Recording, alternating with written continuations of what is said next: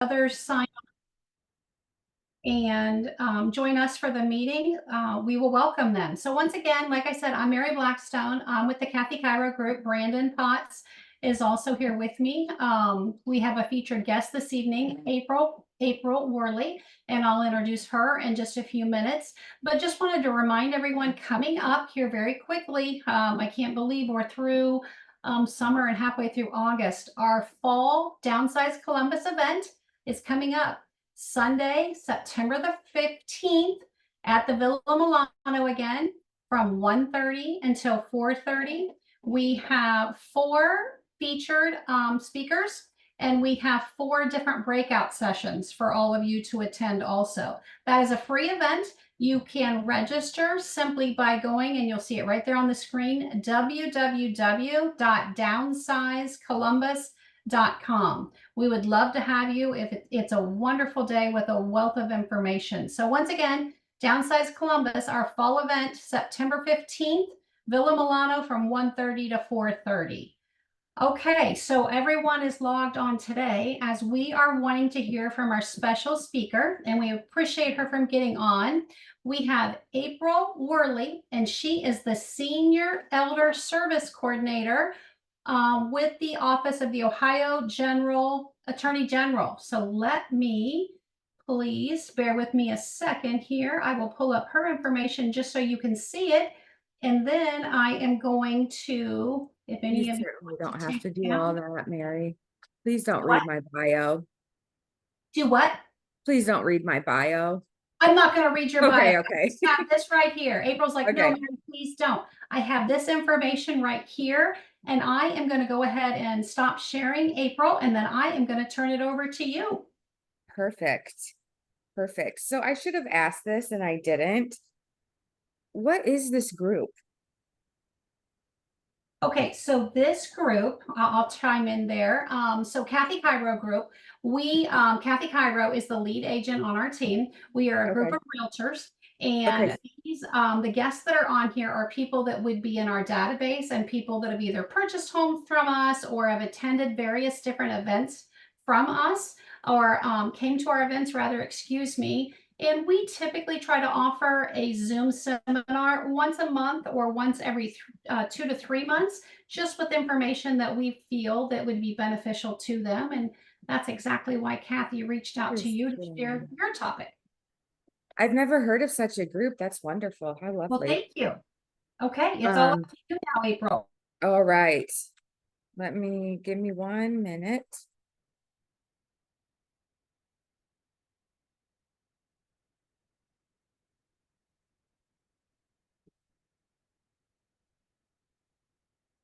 Is that up and running in a slideshow mode? Awesome. Okay, so my name is April Worley. I work at the AG's office in the Elder Justice Unit. Just to give you a little background, since I asked her not to read my bio, I've been here 6 years. 6 years. I had to think about that for a second. At the AG's office, and prior to that, I worked in child welfare and adult protective services for 11 years, where I did mostly investigations for 9 of those years. So my background is really, my biggest background, I should say, is really in investigations.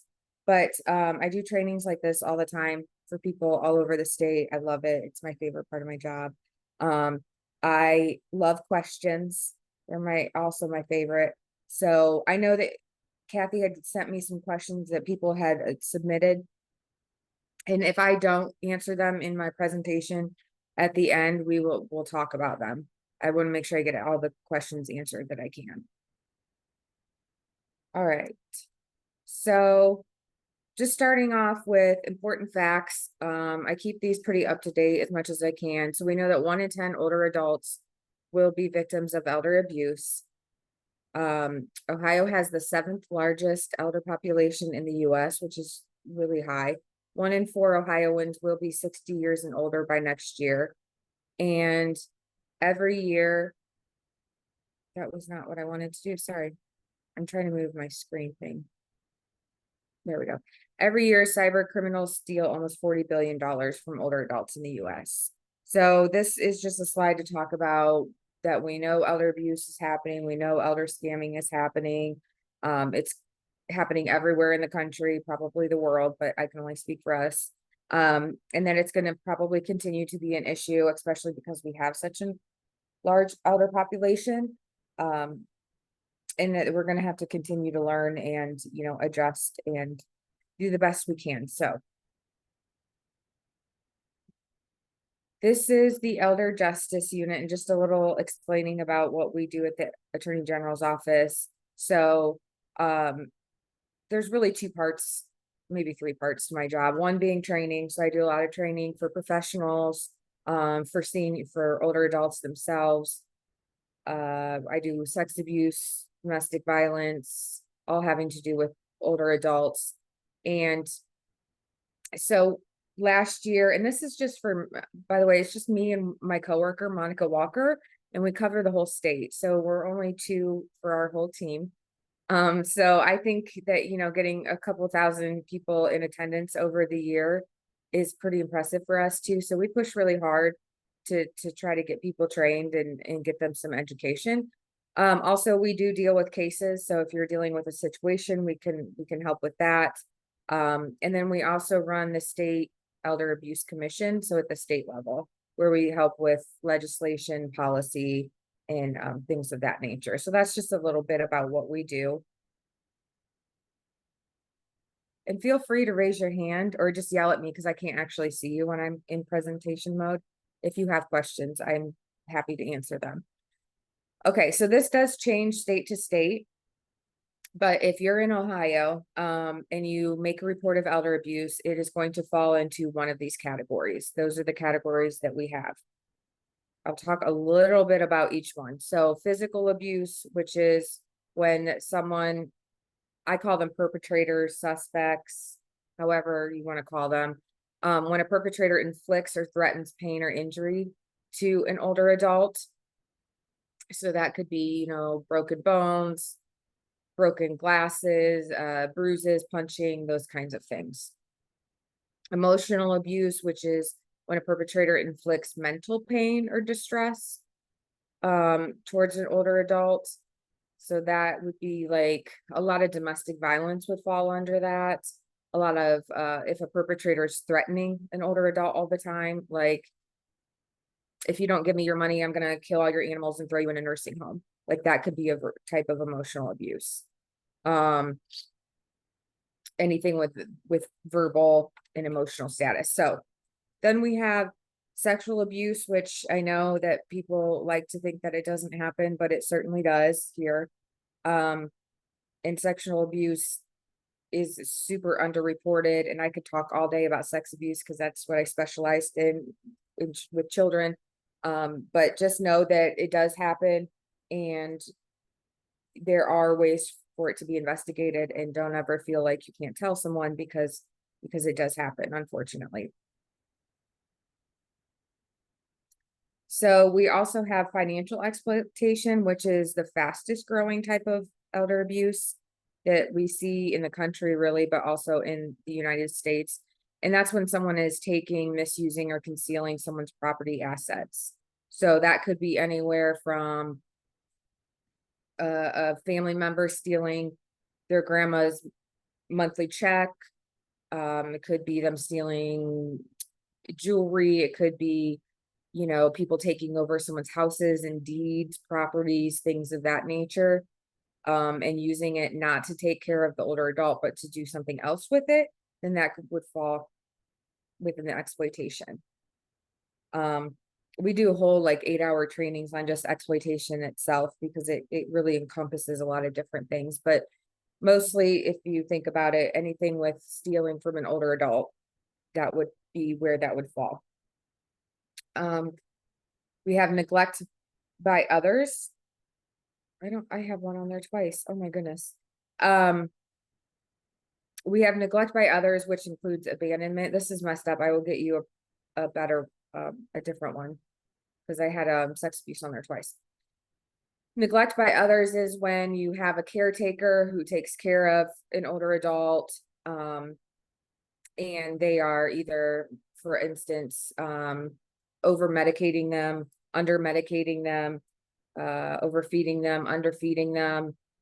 If an older adult, if you take care of, so if I take care of my grandma Mary, sorry, Mary, you're gonna have to be my example today. If I go over and give grandma Mary meals every day and make sure she has what she needs, and then I decide to go on vacation for a month and a half and I make no plan of who's going to take care of grandma Mary while I'm gone, then that could potentially be a neglect case on me because I didn't make any preparations to make sure she was taken care of. We also have an abandonment clause in there. And that was really created. We just added that a few years ago in Ohio. And that was really created because of people, perpetrators, family members, whoever, caretakers would take older adults to like the hospital and drop them off, and whether they were sick or not, and then would refuse to come get them and say, oh, I can't take care of them anymore, and they would just literally abandon them. And so we have added abandonment to neglect by others. And then the one that I messed up here, it should be self neglect, and that's actually the most common type of case it's called in. And that's where you get like your hoarding cases will fall under there. So someone who is either intentionally or not intentionally taking care of themselves. So if a person is an older adult is refusing to take medication that they need to survive, that could be a self-neglect. If they're living in a hoarded house, that could be self-neglect. If they're abusing drugs and alcohol, that could be self-neglect. So that falls under anything intentional or unintentional towards themselves. Now, I know that was a lot of information in 2 slides, so please tell me if you have any questions. Mary, do we have any questions? I can't really see people. As of now, the chat is clear. And I was going to remind everyone too, yes, since she is looking at slides and doing her presentation, if you have a question, please put it in the chat, and Brandon and I are both watching those. So perfect. And someone has to ask questions because that's the rules. Okay, so risk factors with older adults. As we age, everybody, right? As we age, our risk for becoming a victim of some type of abuse, neglect, exploitation goes up. And then these are risk factors here that also add even on top of that if they are experienced with the older adults. So for instance, we know, I highlighted in red, we know by research that if an older adult is socially isolated, the chance of them becoming a victim of some sort goes through the roof, sky high. Social isolation is a really, really big risk factor because if an older adult doesn't have someone they can reach out to and talk to if they need help, then the chances of them getting the help is very, very small. For instance, sorry, Grandma Mary, but Grandma Mary, I go over and take care of Grandma Mary every day and she's bedbound for whatever reason. She has physical disabilities, so she's bedbound, and I take care of her, and I'm also stealing from her and abusing her. She is bedridden, and so she might not have a chance to get to a phone, to get to a computer, to call someone for help. And I might be the only person that she sees. So that's why isolation is so incredibly important. Like romance scams, which we'll talk more about later, but romance scams, if someone is in a romance scam and they stay home all the time and don't have any friends or relatives that they communicate with, no one is probably going to even find out that that's going on. So isolation is very important. And then also bereavement, because we do have perpetrators that will look specifically for people that where their spouses has died recently. So an older adult who's husband of 40 years just recently passed away, and they will seek out the widow because they know that that person is grieving. And when you're grieving, you probably make more risky decisions because your brain is not fully healed. So anyone like in the bereavement period or grieving can sometimes be an additional risk factor for people.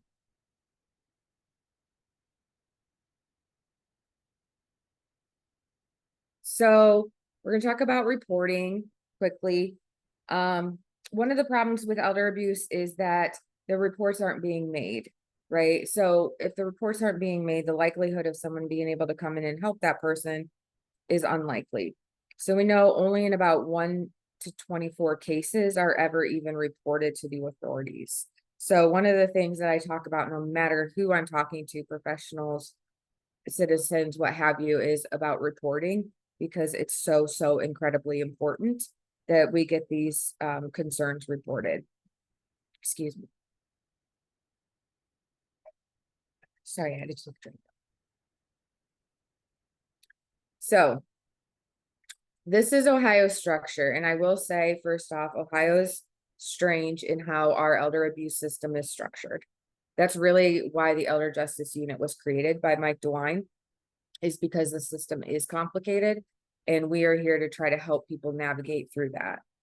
So in Ohio, if you have concerns about a person and they live in the community, so they live in a home, an apartment, a condo, apartment building, what have you, and you have concerns, then you would reach out to Adult Protective Services, which is, I'm going to share that information, how to do that in a minute. If the thing about Ohio is we are one of 3 states in the country where our Adult Protective Services does not have jurisdiction to investigate something that is occurring within a facility. So if a person lives in a nursing home or an assisted living, and there is a concern, Adult Protective Service, APS is what it's called, APS, Adult Protective Services, does not have jurisdiction to investigate that. What happens is that has to go through the long-term care ombudsman, which is that pink box you see there. Why we are set up this way, I have no idea. That was the way it was set up originally. It's never been changed. So the ombudsman runs through actually the Department of Aging. So it's a completely separate agency. I will give you information on how to get a hold of them as well. That's why elder abuse in Ohio is so hard sometimes, because people don't know which one to call. Now, I will tell you, if you call Adult Protective Services and it should have been the ombudsman or vice versa, they will get it where it needs to go. Like, they're used to that, right? They're used to getting the reports that need to go to the other one. So, you know, don't let that scare you from stopping you from making any sort of report. Also, Adult Protective Services in Ohio now has a statewide system. So every county can see every other county and what they're doing with their Adult Protective Services and referrals. So if you call the wrong county, they'll get it to the right county. And then law enforcement, I put that on there, but they can obviously investigate anywhere within their jurisdiction. So they can go into a home with Adult Protective Services, and they could go into a facility with an ombudsman. Any questions about that? I know it's a little complicated. I think we are still currently clear. Okay. So I believe, Mary, correct me if I'm wrong, will they get the slides? They are? Yes. Yes. Okay. Just Yes, make they sure. I didn't want anyone to worry about writing stuff down. No, you're great. Thank you. Okay, so Adult Protective Services, also called APS. If you don't know what that is, that's perfectly normal. So think of in terms of child welfare, right? Child services, children's services in Ohio.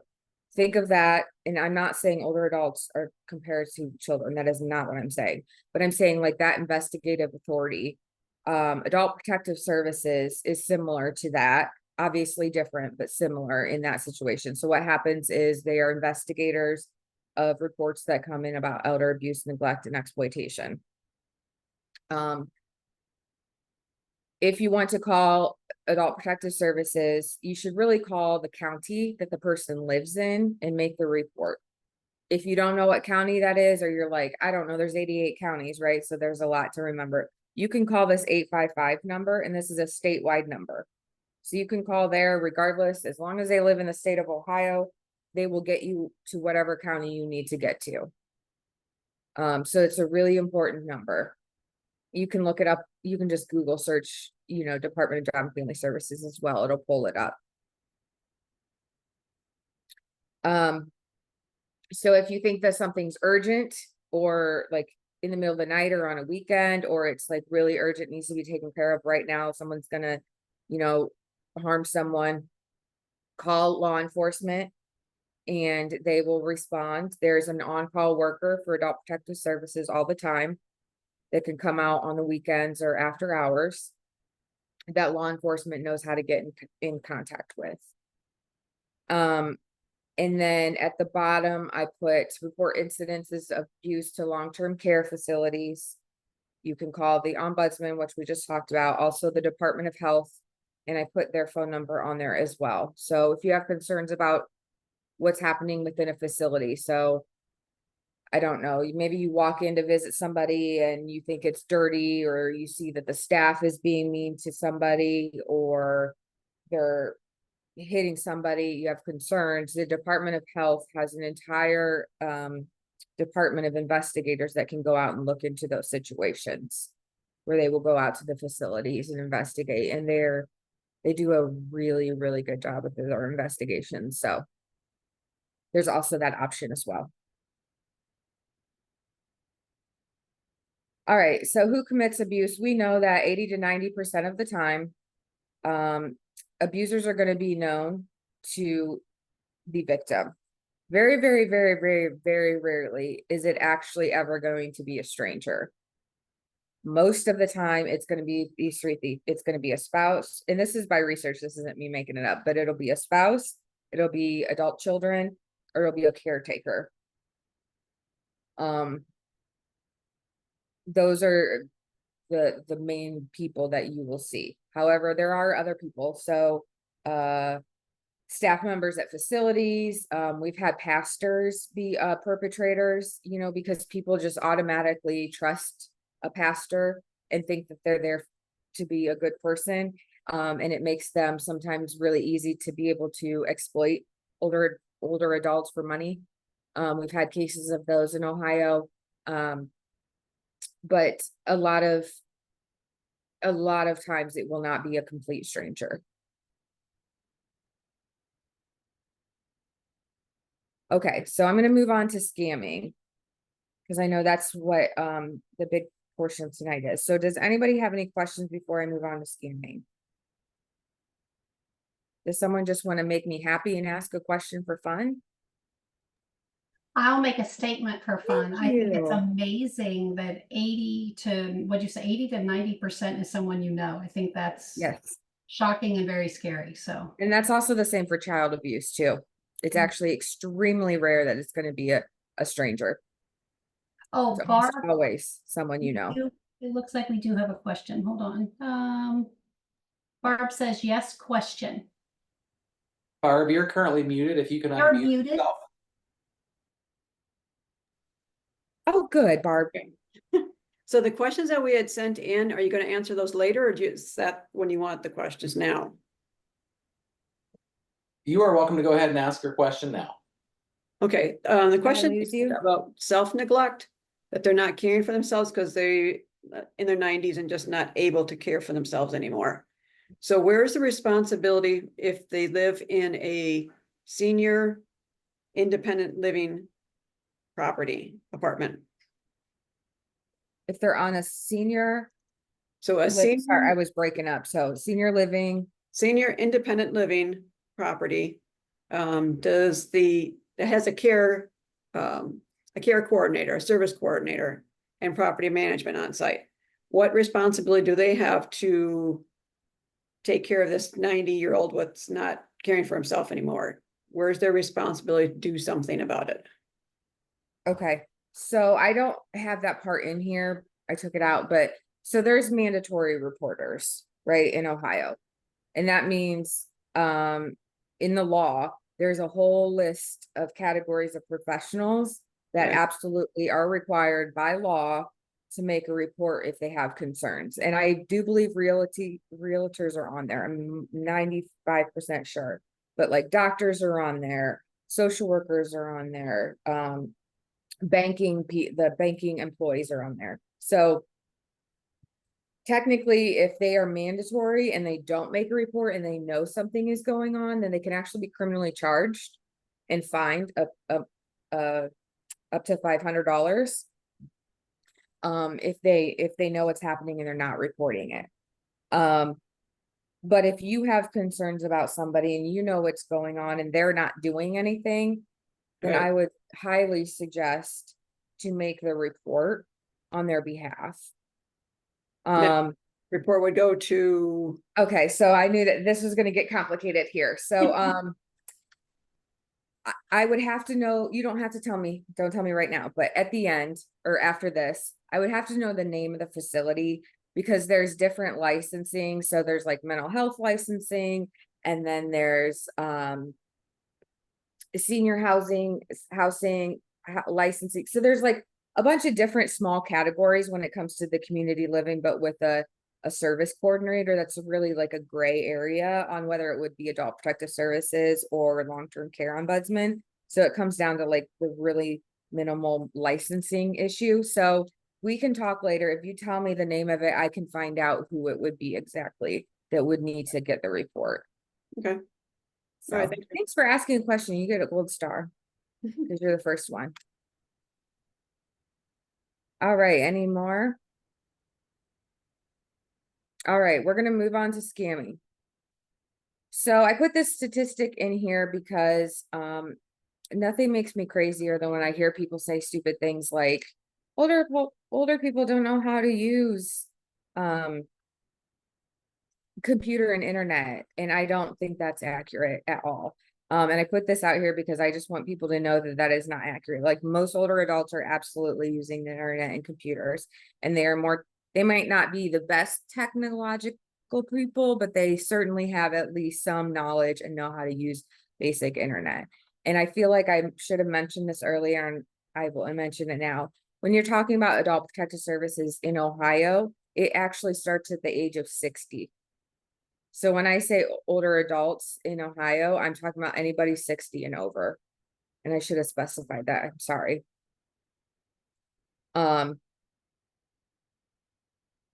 Okay. So these are, excuse me, I gotta move this. All right. So these are the most common scams in Ohio, but they really mirror the ones federally as well. We're going to talk about most of these, not all of them, but grandparent scams, home improvement scams, identity theft, computer tech, COVID, cryptocurrency, prizes, investment, romance, spoofing, and imposter. So grandparent scam, and feel free to speak up if any of these, if you want to tell a story. If you don't, you certainly don't have to. But a lot of people get this scam. This is a very, very common one. So the grandparent scam, if you don't know what it is, generally they call you in the middle of the night and they say, oh, this is Mary and I'm an attorney and your grandchild, April, just got in a car accident and I'm going to take her to jail if you don't send me money. She's going to jail. Or, hi, I'm at the hospital with your granddaughter, April. She broke her arm. She needs surgery. She needs money. Can you wire money right now or get money to her right now because she needs to have surgery right now? So that's like typical grandparent scam type of thing. They call you in the middle of the night because number one, like my mom used to say all the time when I was a teenager, the scariest noise in the world is having kids and getting a call in the middle of the night, right? Because it's panic. It's absolute terror and panic. Nobody calls in the middle of the night for anything good. So they do it in the middle of the night because you're half sleepy. You're going to be terrified about what you're going to hear on the other end. And then they will generally use your grandkids' names, and basically try to get money out of you. So the grandparent scam, one of the things I like to talk to people about is just because they know your grandkids' names or even like what your grandkids are doing does not mean that they are legitimate.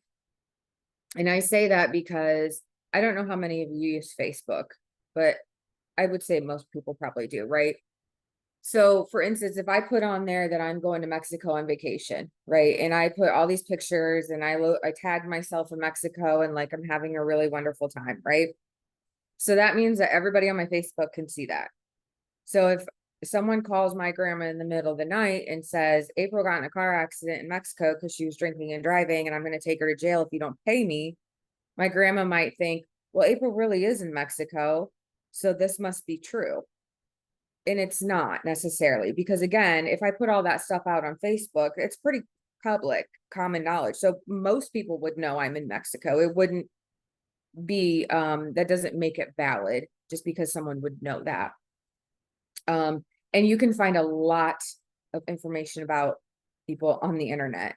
I mean, even with like just your guys' names, if I Google it and look in the auditor site and things like, I can see floor plans of your house. I can see what you own. I can see who your kids are, who your grandkids are, what your birthday is. All of that is public information. It would take me 3 minutes to find it. I guarantee it. So just because someone has information does not mean it is not a scam. Also, jails, hospitals, they don't take cash. They don't take gift cards. So if someone's saying, oh, we need to pay this hospital in cash, no, that's a scam. One of the things that I tell people, well, I think is the best prevention of that is a code word. And because I think other than that, I don't know how else you would be able to tell over the phone, but you know, Grandma Mary could say, okay, so you're with April and she's going to jail. So what's the code word? And more likely than not, the perpetrator is gonna be like, oh crap, they know this is a scam, and they're gonna hang up, right? I think having a code word with people you actually trust, so that way if you say what is the code word and they give you the code word, then you know it's them. Especially because I don't know how many of you heard about AI, right? AI is the big new topic, artificial intelligence, because scammers are going to be able to mimic people's voices 100%.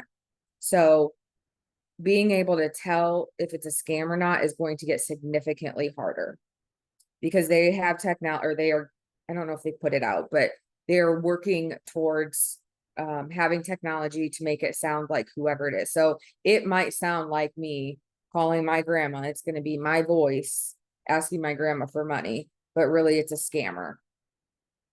And so I think the code word could also help with that, because my grandma could say, okay, April, I mean, that sounds like you. What's the code word, right? And I think that may potentially help people from being scammed, hopefully, because AI is just going to make it very, very much more difficult. Any questions about the grandparent scam?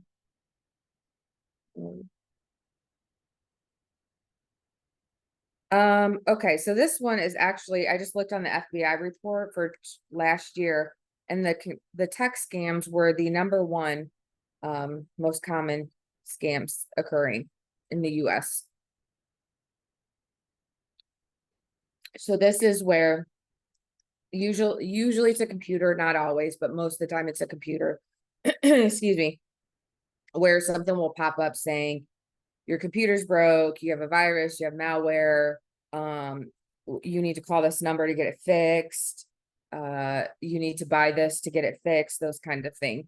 And actually, so I live in an apartment, not that you wanted to know, but my neighbor that I share a wall with over here, he's older, he's like 72, I think, had this happen. So he came over one day and he got me and brought me into his apartment. And I am not kidding you, if there were like smoke alarm, like I don't even know, air horn bells going off from his computer. So they will also do that because it's so irritating and confuses you and gets your attention. Like it was so extreme loud. And he had one of these warning, you have a virus, you know, you need to call immediately. And these alarms were just like blaring and blaring and blaring and blaring. And he was freaking out, thinking he had to call and get, you know, that he had a virus and I need to call this number. And I said, oh my goodness, please don't.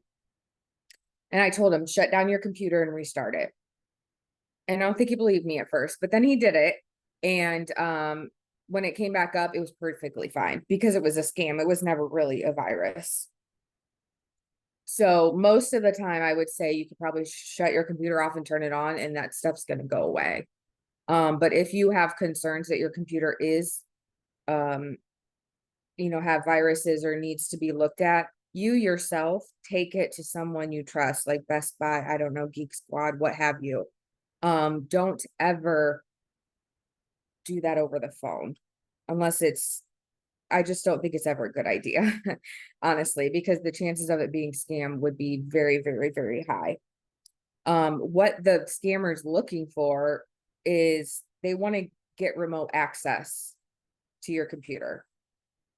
And I would caution you on giving anybody ever remote access to your computer. So if you give someone remote access to your computer, you literally let them log in and see everything you've ever done on your computer. So they can see your passwords, your usernames, your emails, your websites. You're giving them access to absolutely everything. So if anybody ever asks you to remote access your computer, I would be highly skeptical and very, very, very rarely would I ever let someone do that, because they're going to get your credit cards. They can see everything. So anytime anyone says that, like, alarms should be going off in your head about whether or not this is a scam. We also get phone calls and emails saying the same thing. Oh, you've got a scam, you've got a virus, or you've got a virus, got malware, click on this link or call us and we'll get it taken care of. Again, they just want to remote in. They just want access to all your stuff. Because once they have access to all your stuff, it's going to be very difficult to fix that. And the other thing is they hold a computer like ransom, where they'll say, oh, we'll fix it. We're the ones that put the virus on there and we'll fix it if you give us $1,000. Someone pays $1,000. Oh, well, it went up to $2,000 and we're not going to release your computer until you do it. And then they pay $2,000 and it just keeps going. And so they'll basically hold it ransom. So computer attacks are very, very, very common when it comes to scamming. Any questions about that? Okay, so home improvement, home repairs. I do have a quick question. What would be the proper way to shut down the computer if you have all that, like that neighbor, there's everything blaring, alarms going off? Is it Alt delete? I just had him push the power button. Now his is a desktop, so it's like a big with a monitor desktop. Yeah, and so I just had him like literally like I think we unplugged it if I remember correctly and let it set for like 20 seconds and then plugged it back in. I am not a computer person. I can't give you technical computer advice. I know how to get through the internet, but like other than that, I'm not very computer smart. So please don't take me as an expert on that because I am not. But again, if you have concerns for your computer, then you take it to the place that you trust to look at it, and not someone that's calling you on the phone or calling you through an email or emailing you, someone that that you trust, that you can take your own computer to get looked at. Brandon, I think you were going to say something. Yeah, I'll jump in. Generally with computers, if you are going to shut them down, if you hold the power button down for 30 to 60 seconds, it's more of a hard reset and that will shut the computer completely down and reboot it for you. But that's usually the best way. All right. So home repair and improvements. This is a very common scam. This happens a lot. And you'll see like alerts go out. Like it happens all the time when there's like storms, right? A couple weeks ago, I think there was like tornadoes in Cleveland, and like the governor put out this big thing about scammers, because what scammers do is they look in the media, or they look in media, and they find out what's going on in the state, and they say, oh, they just got hit by tornadoes, so we're going to go there and then we're going to offer them roof repair and tree repair and let me fix your driveway and all these different things, because he knows, that neighborhood has been affected by tornadoes. So they use whatever is necessary to scam you. I am not saying that people that walk around and offer their services are all scammers. I am not saying that. I am just saying, if you're going to allow someone to do home repairs, it would be my recommendation that you don't do business with people off the street, and that you would get your own bids. You would having a contract is huge. Making sure that you don't pay for everything up hand before they do it, because they'll just take your money and leave. Make sure they're a legitimate business. Make sure that that you've contacted multiple businesses. Like, if you want something done, I would say do the research yourself and find someone yourself. Don't just find someone who approaches you and says, hey, I can offer to do that. I'm a roofer and I can fix that for you. If you need your roof done, you do the homework and you find what you need, and that with a decent business, and then have it done. So home repairs they can scam people out of a lot of money, unfortunately. April, can I chime in on that for just a Yeah. second? Two, a lot of people will watch, like people will put good posts on neighborhood Facebook watches. That's a good thing. But also, if you ever have concerns or just want to double check or an opinion, always feel free to reach out to any of us on the Kathy Cairo team. We have a list of different handymen, contractors, and such that we use, and happy to refer. So don't ever hesitate to reach out to us just for a good referral. That's awesome. I don't own a house, but I want to be in your group. All right, so prizes and sweepstakes. Mary, if I get behind on time, please tell me, because I'll talk forever. So prizes and sweepstakes and lottery. So this is where you'll get something in the mail, or you'll get a phone call, or you'll get a text about, or an email, you've won something, you won the lottery, you've won a car. Except for now, you just have to pay for the taxes to get the car, or you have to pay pay a fee to have it shipped from another country, and then you can have your car. The lottery is often, well, you have to pay taxes on it. So here's what I say about this. Nobody's going to win the lottery if they don't play the lottery. Okay. Nobody's getting random thousands of dollars randomly in their mail. If that were the case, I would be a much happier person. That would be crazy awesome, but it's not. And really, if it sounds too good to be true, it probably is. You're not just going to get handed a bunch of money and be like, here's a present for you because you're lucky. I mean, maybe that happens to some people, but I would say that's pretty sparingly. So if you're signing up for things like freebies, things like that, also be careful. Or samples, that's another one that we get calls on a lot, where people will sign up for samples or freebies, and then it will be free for the first month, and then they don't realize that from every other month on, they're going to get charged $80 a month to get these samples sent to their house. So if you're signing up for things, make sure you look at the little tiny terms and conditions about what will happen after the trial period.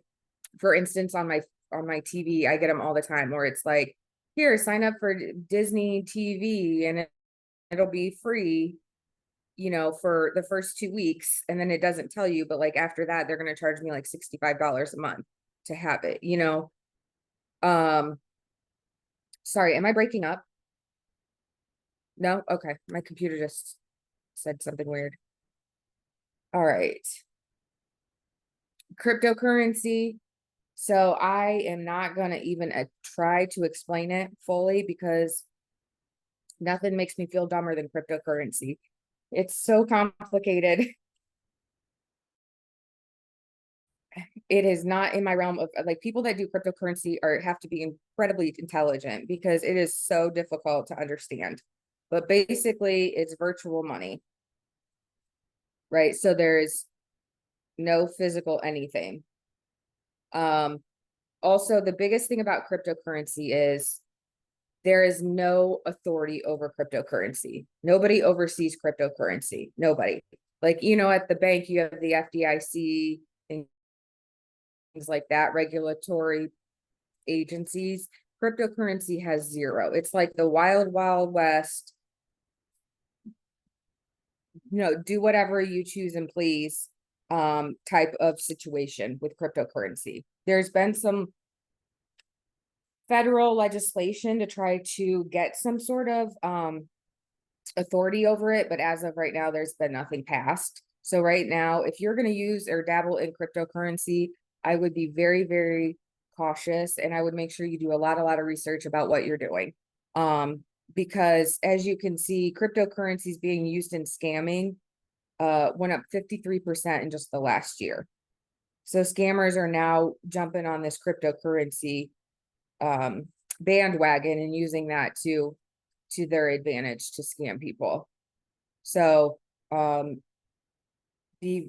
should definitely be like a flag to look into before you purchase anything with that.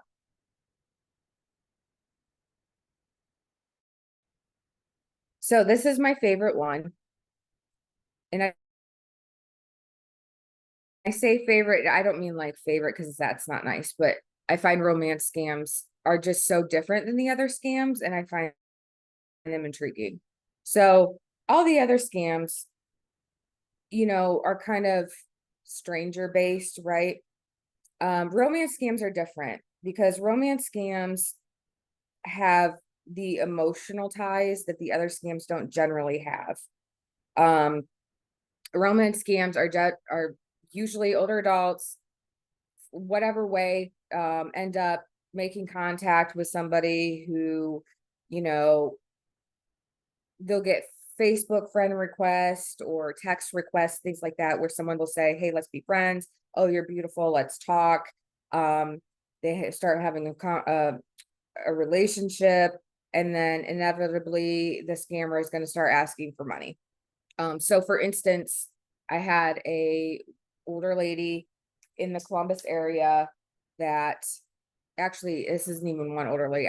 This is multiple, but where she gave the scammer that I shouldn't say scammer, the perpetrator, she was in a relationship with him for 8 or 9 years, 10 years over Facebook, where she had given him millions of dollars to the point where she was homeless.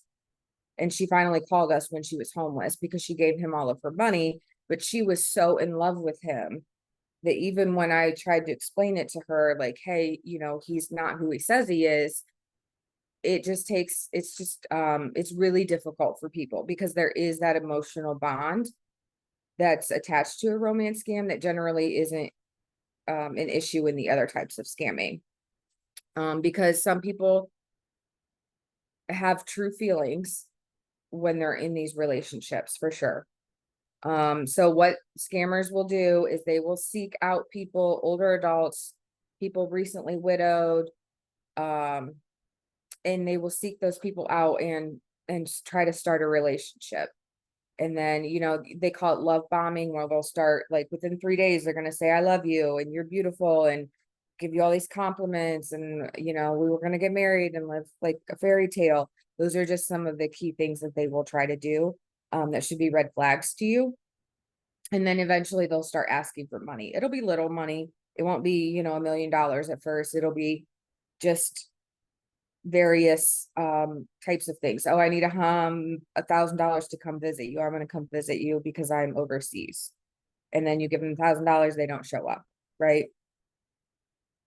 So there's a lot of research on romance scams because, as you can see, the losses went up like 80% in 1 year or in 2 years.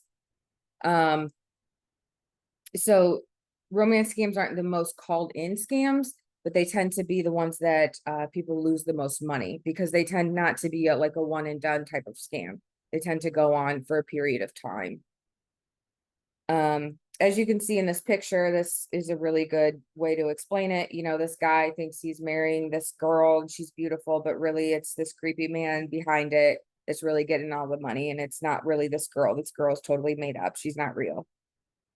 People can make anything their profile picture. They can do lots of things to make you think they're somebody that they are not. I think romance scams are very, very important. Does anybody have any questions about romance scams? If you want to talk offline, we can do that. If you want more research about it, I can send you videos and videos of people in Ohio that have dealt with romance scams. And again, because there's so many emotions involved, sometimes people have a really hard time reporting them because they feel, they have real feelings about them. So they can be very sensitive sometimes about the situation. So if you yourself or someone that and you're concerned about them, especially with romance scams and other scams, but please reach out, and I'll give you all my contact information here in a little bit. Imposter scams. So this is really when someone calls you and says, hey, I'm from the IRS, you owe back taxes, and I'm got a warrant for your arrest, I'm coming to get you. Number one, if you're getting arrested, no one's calling you and telling you they're coming to your house to arrest you. They're just going to arrest you. Okay. No one gives you a heads up on that. Social Security, Medicare, those big agencies, they don't call people. They don't just randomly, they don't call every person on Social Security. That would be craziness, right? So they're not going to call you. If you think you had a phone call from Social Security or someone from Social Security, quote unquote, calls you and you're not sure if it's real or if it's a scammer, hang up the phone. You call the number for Social Security, the actual number, and ask them, hey, did you guys call me? And find out for yourself. Because I can almost guarantee you they're going to say, no, we don't call people. That's a scam. Big places like Apple, I've gotten those before where Apple will call me and they don't call individual people. That would just be shenanigans. So, big things like that, big agencies and corporations like that. Fake charities is another big one. Be very, very, very, very cautious on who you donate to. I'm not saying all charity is bad. Please don't say that, because I don't believe that. However, I'm just saying that there are people that will use certain subjects that they know will pull on heartstrings to make fake organizations to get money from people. I don't know about you, but I get phone calls from the fallen police officers like 3 times a day. Does anybody else get that phone call from those? You do too, Mary? It is constant. And they might be valid. I personally don't believe so. I don't donate to them, but yes, sometimes they can be very relentless because they will use things like fallen police officers or child cancer or animal abuse. Like, who wants to say no to childhood cancer and animal abuse, right? So they use those things because they know people don't want to say no, and then people will want to donate to them. So just be very, very cautious. Phishing is another. So this is not technically like a scam. This is more of a way to scam people.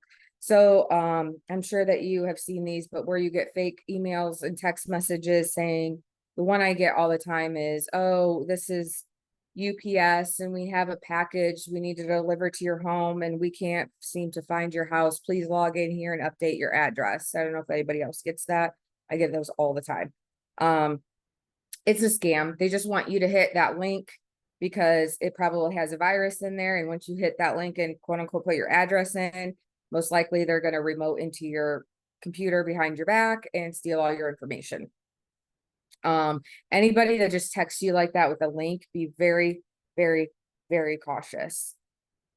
Again, if that were the case and I actually did have a package coming from UPS and I was like, maybe that is true, I would call UPS myself and ask them. I would not take the information from a text message or a phone call that I didn't make myself. And they will look just like legitimate businesses, but they are not. So they may look like they're from Amazon, the emails that you get, but they're not, they're not valid. And there's ways to check for that, but that's a whole nother day training in itself.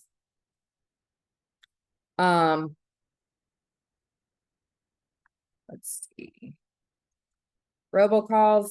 This is one where, so scammers sit in like warehouses. I don't know if you know that, like warehouses of scammers sit together a lot of times, and that's their job. So scammers have better technology than law enforcement in our country. And this is their whole job. Their whole career is based on scamming people. So they are very good at what they do, right? So, when there's warehouses of people, they sit there every day, all day long, and they scam people, and they send out like a phone call to 1 million people at a time, just random numbers. And it'll be like 1 million people at a time. And what they'll do is they'll wait to see who picks up the phone. Because if someone picks up the phone, then they know it's a valid number. If no one picks up the phone, then that number gets erased from their system and they move on to the next one. So it's just randomly calling. That's why we get scam calls all the time on our phones that say potential scams. It's just random numbers they're putting in. And they're just trying to see if it's an actual person. So that's why when you pick it up, sometimes there'll be like that break where it'll be silent for a couple seconds and then someone will click on the phone and say hello. It's because what is happening is that person's getting alerted by their system like, oh, hey, this is a real person. You need to jump on this call. They will make phone numbers so it looks like it's from somebody that you know. It could say that it's Medicare calling you or Social Security calling you on your phone. When you answer it, it's not, but they can make it look like that it probably is. Again, artificial intelligence is going to make it much harder to identify scammers. So it's going to be something that we have to continue to work on.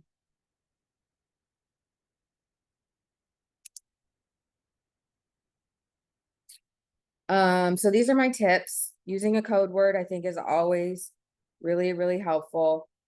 Scams are rampant after high profile events, and that doesn't mean just weather. So for instance, like COVID was like heaven for scammers, right?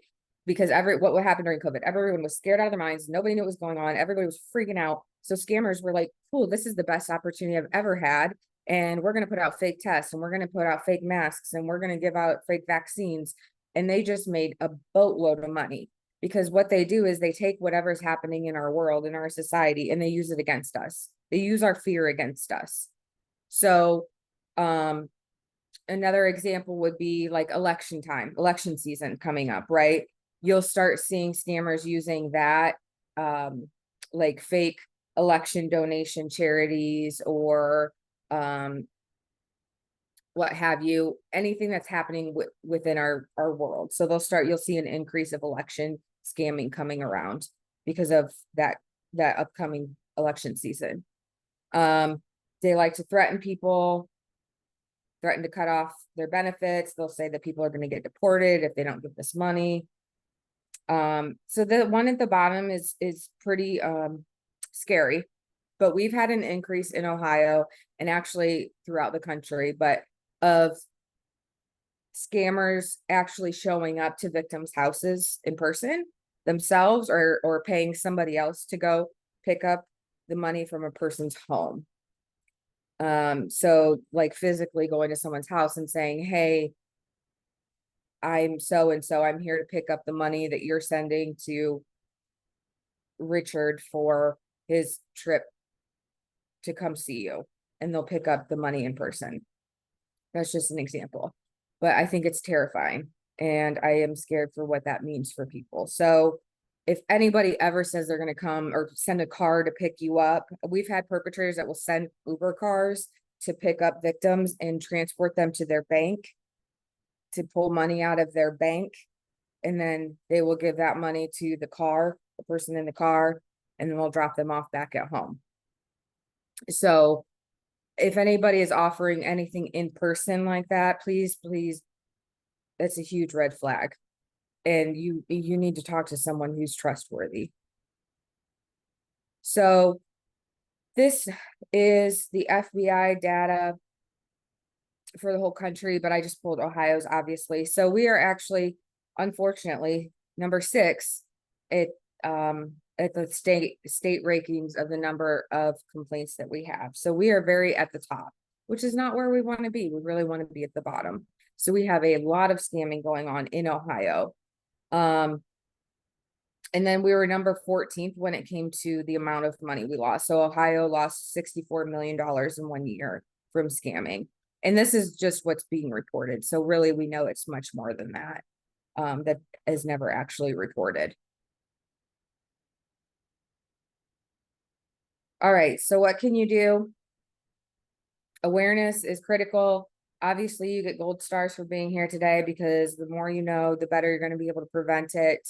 Number 2, staying active. Make sure if not for yourself, but other people in your world are connected to somebody, a church, a senior center, friends, family, whoever, just somebody, so that in case they need something, they have someone they can trust and reach out to. It's very important.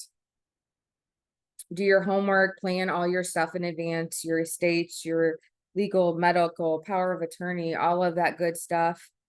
Everybody should be doing that, and they don't have to be a certain age to do that. Everybody should do that. I had a friend who died in a car accident when she was 19, and she had a 2-year-old daughter, and the family went through years and years and years of custody battles with the grandparents over, because she didn't have a will, right? So like even people younger absolutely need to have this information taken care of.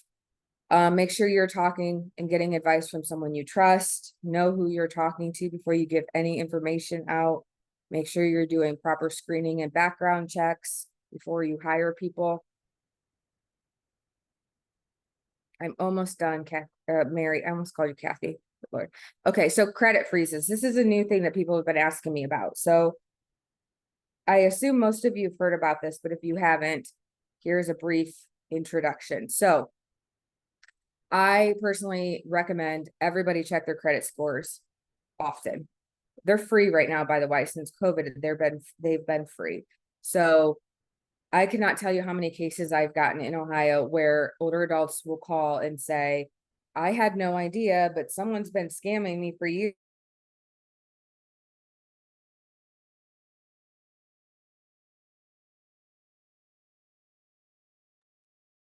April, you're froze. There you go.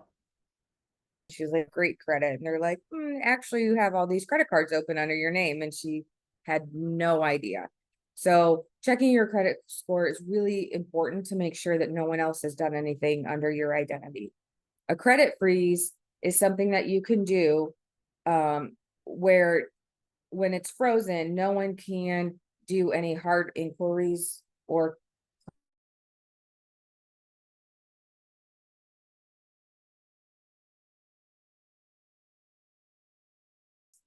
for like a period of time if you want. So if you need to go buy a new car, you can contact them and say, hey, I'm going to go buy a new car. This is where I'm going to go. Can you unfreeze my credit for a little bit so I can get this sorted? And then when it's, done, put the freeze back on, because that means once that freeze is on, you are protected from anybody being able to do anything with your credit. April, you froze for 1 second when you were discussing. No, you're fine. So Sorry. the credit freeze, and that's not something I was actually familiar with. I don't know if anybody else was. To put the credit freeze, are you just contacting one of the three Yeah. credit? Okay. I think I have it in the next slide, actually. Okay. Okay, yeah. So, sorry about that. It does not affect your ability to check your own report. You can do it even if your identity has not been stolen, and the freeze will last until you remove it. Yeah, contact the credit bureaus, Equifax, Experian, and TransUnion. I always forget.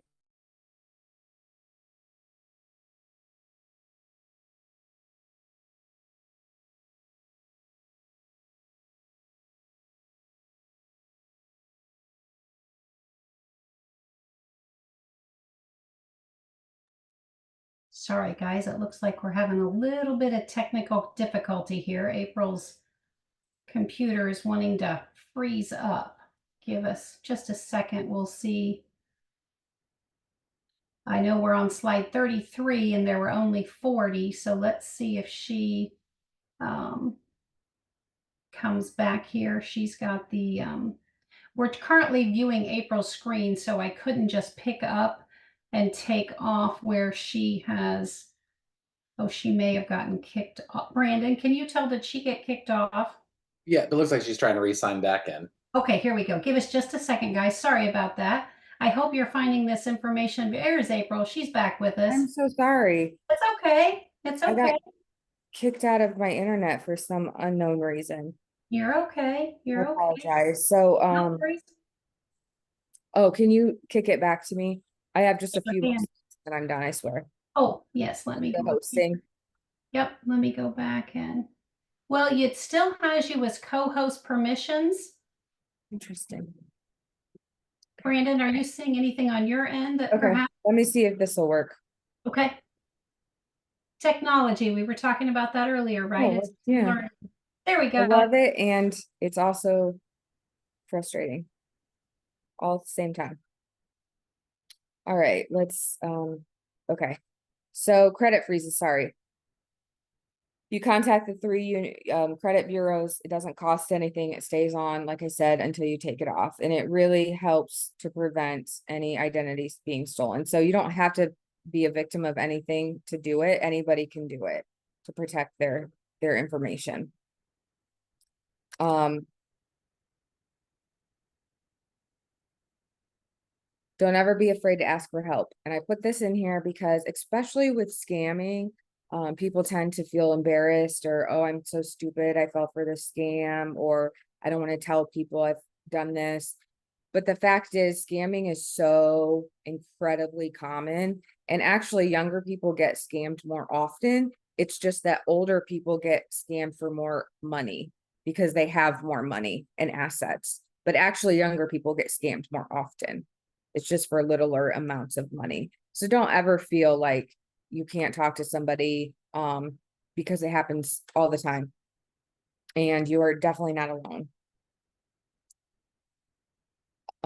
Okay, I have like 3 more. So this is ohioprotects.org. If you guys aren't on this, you really, really should sign up. So this is a website and it's dedicated completely to consumers in Ohio. So on here, you'll find you can file a complaint. So if you have an issue with a business not doing something or doing something wrong, you can file a complaint. You can learn all about the frauds that are going on throughout Ohio.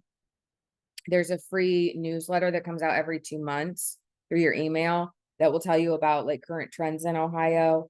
There's a lot of information and resources on this page of who do I contact if I have this question or this issue. This website's really, really good, and I highly recommend everybody at least just visit it once, if nothing else.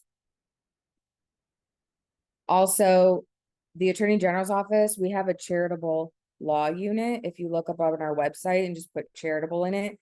So all you can see on here, you can actually research a charity to see if they're valid or not. So if you are having a research or a charity reach out to you asking you to donate and you're not sure if they're like legitimate or not, you can get on here and research their name and information and stuff and find out if they're actually like a licensed charity through Ohio.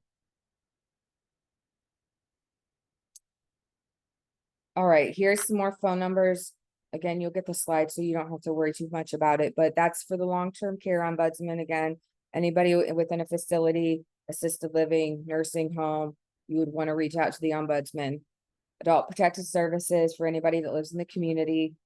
That elder justice unit is for us at the AG's office if you have questions.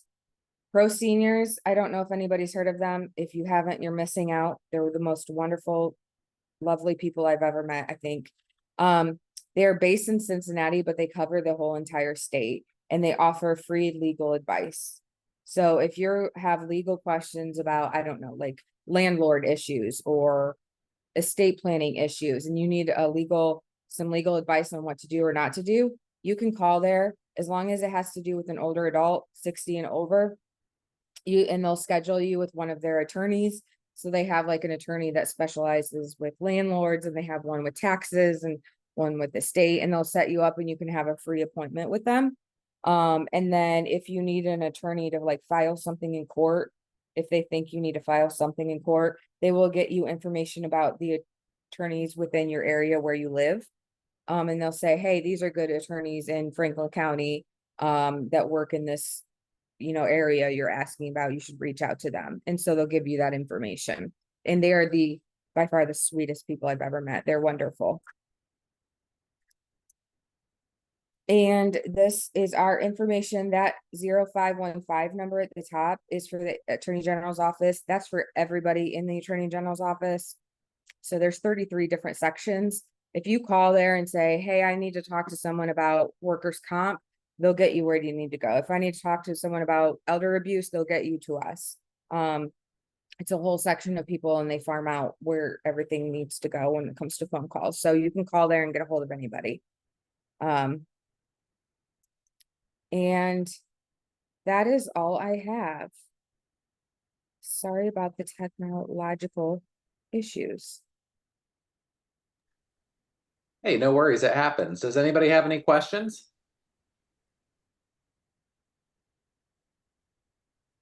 I just want to say, I think that that was an absolutely phenomenal presentation. I feel as though there were a lot of different things. I'm trying to pull up a slide here real quick if I can, just to remind you, and sorry, I may not, so I may go back to a different screen. I'll just do a stop share. Just want to thank all of you for being on this evening. I loved several of the tips that you gave us. Don't be afraid. Don't be worried if it is you. Don't be afraid to speak out.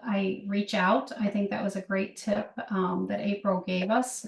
There were a couple, Brandon, I didn't see any comments or questions in the chat, but here in the notes, there were two of them that is definitely going to be covered with the pro seniors, which April said was based out of Cincinnati, which is phenomenal. That is the criteria to make someone a beneficiary. Oh, So that's yeah, a good that would be resource there. would be perfect. Yeah. Let's see. Another question was, can this remove or locate present scams, if any? How do you recognize a fraud? And then also from the same person, getting scam emails from fictitious names providing receipts for purchases never made. Delete without opening. Can just opening infect a phone or a computer? April, what are your... Yeah, so if you are being scammed, as in like they are actually getting money from you, like receipts, like they've used your credit card or gotten your information and used your bank account, number one, call law enforcement and make a report. That's like number one. Now, if you're just getting emails because they're trying to scam you and they're like, hey, click on this link if you want to, I don't know, watch this video of something random that you didn't ask for, right? And those kinds of things. If you know those are scammers, even the same thing on your phone. If you know it's a scammer that's calling you can block those people. Block them on your phone and block them on your email so they cannot contact you anymore. If you need to know how to block somebody on your phone, I will show you. I've done it a million times. It's quite easy. If you have an iPhone, you just go to, I'll even show you because have no personal boundaries with that. So like trying to find one, I'm sure I've got a million of them here. Here's one that says potential spam. So if you click on that, there's a down at the bottom. It was a scam down at the bottom. It has that red block number. If I hit that, done. It's going to say, are you sure you want to block them? Blocked. They'll never be able to call me again. Yes. So for text, how do you block someone that's texting you? You can do the same thing. If you open, so like if you open a text, I hesitate on opening their text. you can open it. If you don't click on a link or anything like that, then you should be okay. If you just open it and you see what it says, don't judge me. It has Alice in Wonderland on here. It's a long story, but so I got this from somebody. If you hit on this right up here where it shows you the phone number and stuff, it's the same thing. If you go to the bottom, there's going to have a block caller button. Also, if you need more help than that, you can Google search how to do it. But that's good. Generally, if you open a text, but you're not clicking on any links or anything, you should be able to block them and be just fine. Okay. But again, I'm not a computer expert, so I'm throwing that out there. April, here was another question. Someone asked, what if a family member, a son or daughter, is the person causing the elderly abuse? And you touched on that a little bit earlier. Yes, but just to go over, if that is the issue, call Adult Protective Services, make a report, call law enforcement and make a report, call the ombudsman and make a report. If you don't know who to report it to, get a hold of me. Email is best for me. You can call me, but email is best. Get a hold of me. I will get you where you need to go, but make sure you're reporting it, because again, if you don't report it, it's not going to get taken care of. It's not, especially if if it's their son or daughter, they are probably never going to do it on their own. They're never going to call and make a report on their kids, right? So unless someone else does it, it's probably not going to happen. So that's the number one thing I would say about that. And I saw, I think there's one more question. What's the first one? The first one we already covered. Okay, so And I think there was a question about how to find out if there's good independent living. yes, I was ask gonna that? touch on it too. Yes, Okay, so if you, can I share my screen one more time? sure. Hi, baby. I'm sorry. It's my dog wants to make a cameo here. I'm going to show you, there is now a new website that you actually, give me a second. I'm going to wait. Can I email it to you? So there is a website on Department of Aging now. It's called like Nursing Home Navigator or Assisted Living Navigator.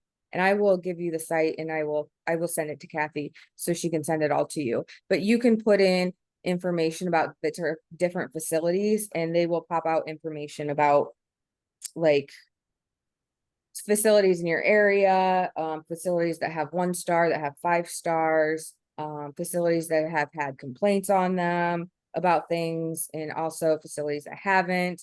All of that information is actually public record if you know where to look for it. So I will get you the website. Actually, there's 2 websites that I would recommend choosing, where you can look up that information if you look for it. It's just not something that people would automatically know is there, but you actually can find it, where it'll tell you more in-depth information about, especially about like complaints. Has, Department of Health gone out and investigated things, all of that. And I can give those to you because they're public. I think Barb has a question We have the too. sites for a nursing homes to check and see how your nursing home is scoring, but I can't find one for assisted livings. Okay. I will send it. I will send it. So the one for assisted living, would probably be more under the Department of Health, I would say, website, and I'll send that information that has it's hard to explain if I can't pull it up, but I can't pull it up because my internet's not working. So it's called Provider Search. And I'll get you the link to it so you can look it up and find more information. Perfect. Perfect. Does anybody else have any other Also, questions? sorry, one more thing. No, you're Barb, good. do you live in Franklin County? Franklin, yes. Franklin. Okay. Mary, also, in case I forget, there's a Franklin County Department of Aging puts out a consumer guide for Mhm, adults 60 and older. And it's mhm. free online on their website. You can download it. You can read it online. I'll try to remember. If I forget, please remind me, Mary, to send it Sure. because I can send that as well. And Okay. that usually has information about all sorts of things like nursing homes, assisted livings, all sorts of resources in this one book, and they keep it updated every year. So I will get you that information. Wonderful. Does anybody else have any other questions for April this evening? No? I know I went over my time. I'm so sorry. No, you're fine, April. We greatly appreciate you and appreciate you taking the time and sharing such important information. And I guess the biggest takeaway that I have is sadly, there's a lot of people out there that are trying to do some pretty scary, sad things. And don't be quiet. If something's happening to you, reach out. She's provided us with several different numbers and contacts, and she will get the additional information to Kathy, I'm sure, probably tomorrow. Yeah. We will be emailing all of you this presentation that'll come from Brandon. And I just want to remind you again, the whole reason Kathy started Downsize Columbus was to help others and understanding that we all need help from time to time, right? So that is the reason we put on the Downsize Columbus events twice a year. Next one is coming up September 15th, 1:30 to 4:30 at the Villa Milano. We do have several of the assisted living, independent living. We have attorneys there, all wealth of information that is there to help you guys. We are there to help you guys. That's what we're here for. If you ever have questions, like I said, about contractors or needing recommendations, assisted living, independent living, we would love to be your go-to people. Don't hesitate to reach out to us. That's what we're here for. We're a team that definitely cares. So we appreciate all of you getting on this evening. It was a beautiful sunny evening, so we didn't know how many I see you looking out at the sunshine. It's still out there. But thank you all for getting on, and we hope you have a wonderful evening. And if you haven't yet and you would like to attend our downsize, just go to the www.downsizecolumbus.com. It's a free event, and everybody have a wonderful evening. Thank you so much. Hey, Mary, Yes, can you stick on for a second? sure. Okay. Thank you, everyone.